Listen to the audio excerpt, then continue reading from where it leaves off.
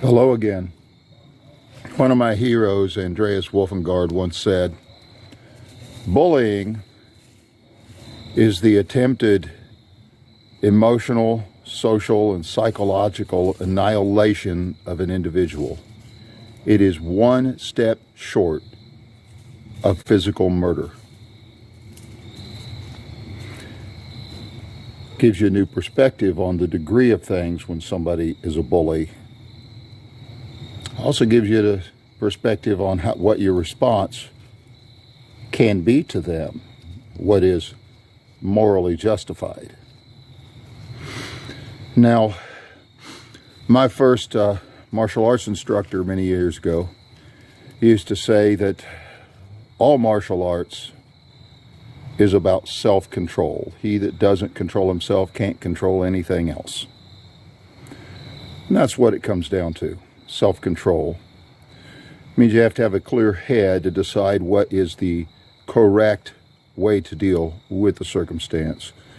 Now, the first rule of self-defense is don't be there in the first place.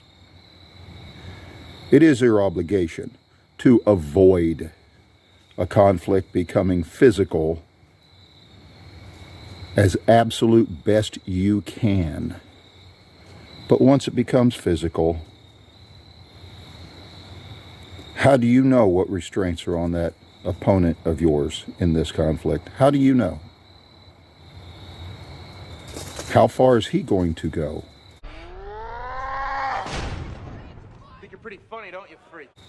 How far do you need to go to prevent him from causing you death or great bodily harm? How far? How do you know that? Well, you don't. You know you've crossed a threshold.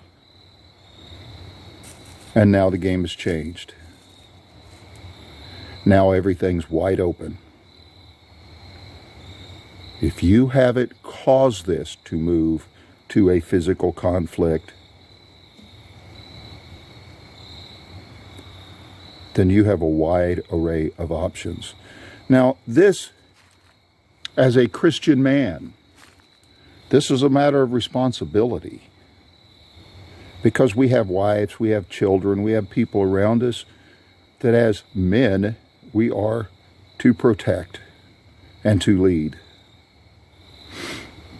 And we can't do that if we do not know how to engage in the realms of physicality, or if we are so inclined to run to our books. That ain't going to work. Christian men should be the best of men, and in this realm as well. In your studying theology, do you also study martial arts? Do you study sword? And if so, don't go through sport fencing. Go to real stuff. Fight in the round, not on the line. At least get a rapier. At least. Now, if you're a pastor, if Christian men should be the best of men, pastors should be the best of Christian men. So, your seminary diploma doesn't impress me hanging on your wall, unless it's hanging next to your black belt diploma.